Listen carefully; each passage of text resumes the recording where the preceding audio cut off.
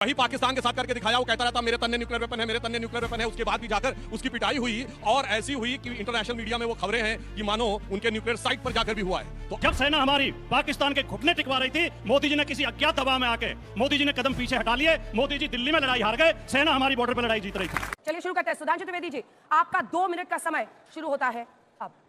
देखिए, मोदी जी के नेतृत्व में हमारी सेना ने जो अभूतपूर्व शौर्य और पराक्रम दिखाया है, उसने 2-3 पैराडाइम शिफ्ट कर दिए। नंबर 1, आप ये बता दिया है कि टेरर और टॉक्स तो छोड़िए, अगर टेरर होगा तो भारत प्रभावी ढंग से घुस के मारेगा। पहले 16 में, फिर 19 में और अब इसके बाद 2025 में। दूसरा अंतर यह किया कि हम दुनिया के पहले देश बने हैं जिसने न्यूक्लियर पावर स्टेट के अंदर भी घुसकर आतंकवाद के विरुद्ध कार्रवाई करने की क्षमता दिखाई है, यानी न्यूक्लियर ब्लफ समाप्त कर दिया है। तीसरा, जो Pakistan state actor versus non state actor की बात करता था, अब हमने वो नकाब खत्म कर दिया है। अब सामने सामने दिख गया कि उनके आर्मी के और सरकार के अधिकारी जाकर आतंकवादियों के नमाज़े जनाजा में शामिल हैं। तो जानते हैं हमने क्या करके दिखाया? नो लाइटर नोट में कहूंगा, 1990 के दशक की एक फिल्म थी, मुझे फिल्म का नाम नहीं याद है, जिसमें शक्ति कपूर हर बात में धमकी देता था मेरे तन्ने चक्कू है, मेरे तन्ने चक्कू है, और आखिर में चक्कू होते हुए उसकी पिटाई हो गई थी। वही पाकिस्तान के साथ करके दिखाया। वो कहता रहता मेरे तन्ने न्यूक्लियर वेपन है, मेरे तन्ने न्यूक्लियर वेपन है। उसके बाद भी जाकर उसकी पिटाई हुई और ऐसी हुई कि इंटरनेशनल मीडिया में वो खबरें हैं कि मानो उनके न्यूक्लियर साइट पर जाकर भी हुआ है। तो अब जो हमारी सेना ने पराक्रम दिखाया, धैर्य भी दिखाया, शौर्य भी दिखाया, तो उसके लिए मैं एक पंक्ति कहना चाहूंगा कि मन में है धैर्य और तन में प्रचंड शौर्य, वन चंद्रगुप्त मौर्य प्रलय मचाएंगे और महाराणाओं शिवा की संतति कहाते हम शीश कट जाए भले झुकने ना पाएंगे, और बार बार छेड़िए ना भारत स्वाभिमान को, अन्यथा बाद में बहुत पछताएंगे। सौगंध मां भवानी की उठेगी ललकार जब आपके घरों पे चील कौवे मंडराएंगे। और उसके बाद हमने ये करके दिखाया कि डिप्लोमेसी में हमने पाकिस्तान को वो आइसोलेट करके दिखाया है कि एक जमाने में सनी खतर की लड़ाई में और नेशन ऑफ इस्लामिक कंट्रीज में भारत के विरुद्ध रेजोल्यूशन पास किया था, यूएन सिक्योरिटी काउंसिल ने भारत के विरुद्ध था, इसको वीटो करना पड़ा सोवियत यूनियन को। आज कहीं नहीं है, अरब और ईरान भी उनके साथ नहीं खड़ा है। यानी पाकिस्तान की स्थिति क्या है कि इस भरी दुनिया में कोई भी हमारा ना हुआ, गैर तो गैर थे, अपनों का सहारा ना हुआ। चलिए तालियां बहुत ज्यादा।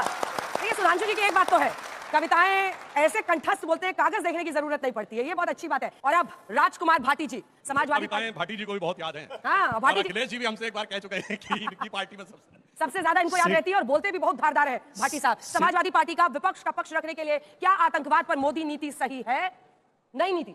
आपका राजकुमार भाटी जी 2 मिनट का समय शुरू होता है अब। शिकस्ता कश्ती को पार लेकर सिर्फ हमारा हुनर गया है, नए खिवैये कहीं ना समझे नदी का पानी उतर गया है। पहला तो ये विषय जिस विषय पर आप चर्चा करा रही है, पक्ष विपक्ष का विषय है ही नहीं। इस पे पूरे भारत के 142 करोड़ लोगों को एक ही पक्ष में रहना चाहिए, हमें अपनी सेना के पीछे खड़ा होना चाहिए, और ये भारत ने दिखाया भी। और मैं भारत सरकार की 2-3 बातों के लिए प्रशंसा करना चाहूंगा, मैंने पहले भी की है, कि एक तो इस ऑपरेशन को नाम बहुत सुंदर दिया, ऑपरेशन सिंदूर, इसके साथ पूरे भारत की भावनाएं जुड़ी।